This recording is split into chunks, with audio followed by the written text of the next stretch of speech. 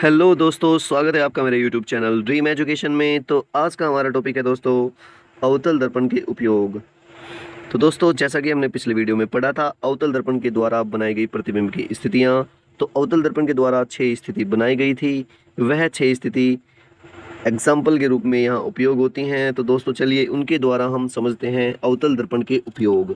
तो जैसा कि हम डायग्राम में देख रहे हैं दोस्तों, हमने एक वस्तु जैसे बल्ब मुख्य फोकस पर रखा हुआ है और बल्ब से निकलती हुई किरण अवतल दर्पण से परावर्तित होकर अनंत की ओर जा रही हैं। तो दोस्तों, हमने एक रूल पढ़ा था प्रतिबिंब की स्थिति बनाते समय कि जब भी कोई किरण फोकस से निकलती है अवतल दर्पण से परावर्तित होकर वह अनंत की ओर निकल जाती है, जो मुख्य अक्ष के समांतर होती है। तो इसी प्रकार नीचे और ऊपर ये यहाँ से किरण निकलती हुई अनंत की ओर जा रही है, तो एक किरणों का पुंज अनंत की ओर बढ़ता हुआ जा रहा है, जिसका उपयोग जैसे कि वाहनों की हेडलाइट और टॉर्च और सर्च लाइट इत्यादि में होता है। तो पहला एग्जाम्पल ये हुआ दोस्तों आपका। दूसरा एग्जाम्पल है सेविंग दर्पणों के उपयोग में।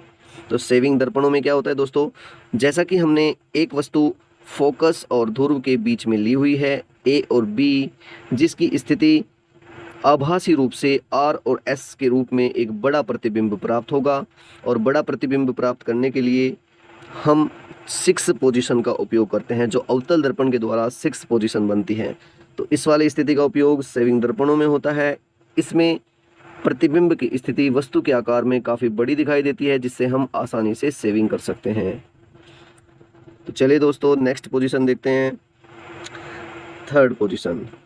जैसा कि ये उपयोग है सौर भट्टियों में, तो इसका उपयोग हम अवतल दर्पण की प्रतिबिंब की पहली स्थिति के अकॉर्डिंग जब अनंत से कोई किरण आती है तो वह मुख्य फोकस से होकर गुजरती है। देखना दोस्तों, अनंत से सारी किरणें अनंत से आ रही हैं और मुख्य फोकस से होकर जाती हैं। तो इसका मतलब दोस्तों होता है कि जैसे सूर्य की ऊर्जा अनंत से आती हुई एक जगह पर एकत्रित हो जाती है, अभिसारित हो जाती है, तो इस स्थिति में हम उस ऊर्जा को एकत्रित करके सौर भट्टियों में उपयोग करते हैं और सोलर कुकर में भोजन पकाने के लिए उपयोग करते हैं। चौथा एग्जाम्पल है दोस्तों डेंटिस्ट द्वारा मरीजों के दांत देखने में। तो डेंटिस्ट द्वारा, डॉक्टरों द्वारा मरीजों के दांत, आँख, नाक, कान, गला इत्यादि देखने में यहाँ पर भी अवतल दर्पण का उपयोग होता है। और ये पिछले वाली पोजीशन जो हमने पढ़ी थी, ये वाली पोजीशन जब वस्तु F और P के बीच में रखी होती है और यहाँ पर वस्तु का आकार छोटा होता है और प्रतिबिंब का आकार बड़ा होता है, इस वाली स्थिति को ही हम यहाँ पर यूज करते हैं, जो डॉक्टरों द्वारा आँख, कान, नाक, गला, दांत इत्यादि की जांच करने में होता है, जिससे प्रतिबिंब का आकार बड़ा दिखाई देता है। जैसा कि हम इस वाले डायग्राम में देख रहे हैं दोस्तों कि यहाँ पर हमें छोटी से छोटी चीज बड़ी नजर आती है।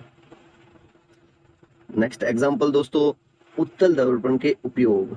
अब उत्तल दर्पण के उपयोग जानेंगे दोस्तों। उत्तल दर्पण के उपयोग में, उत्तल दर्पण में मात्र 2 स्थिति बनती हैं। अब यह 2 स्थिति इस प्रकार होंगी, जैसा कि ये वस्तु का आकार है दोस्तों ए और बी, तो जब इसका प्रतिबिंब बनता है तो वह आभासी सीधा और वस्तु से छोटा नजर आता है। तो दोस्तों इस प्रकार के प्रतिबिंब का उपयोग हम करते हैं मोटर गाड़ियों में पीछे की ट्रैफिक को देखने के लिए। जैसे मोटर गाड़ी में साइड मिरर होते हैं दोस्तों, तो मोटर गाड़ी में जो साइड मिरर होते हैं वहां पर हमें आने वाली गाड़ी छोटी और सीधी नजर आती है।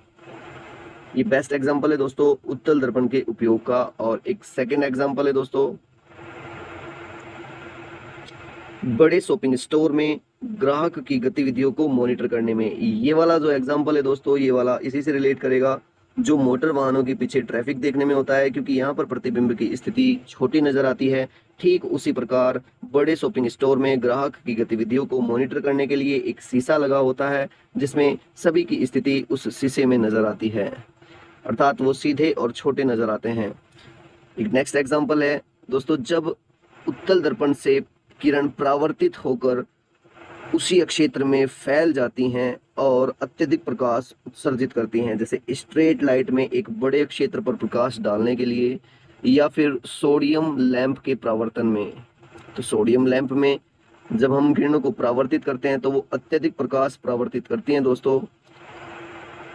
तो दोस्तों ये था आज का हमारा टॉपिक यदि आपको वीडियो अच्छी लगी हो तो चैनल को सब्सक्राइब कीजिए और ज़्यादा से ज़्यादा शेयर कीजिए। फिर मिलते हैं नए टॉपिक के साथ।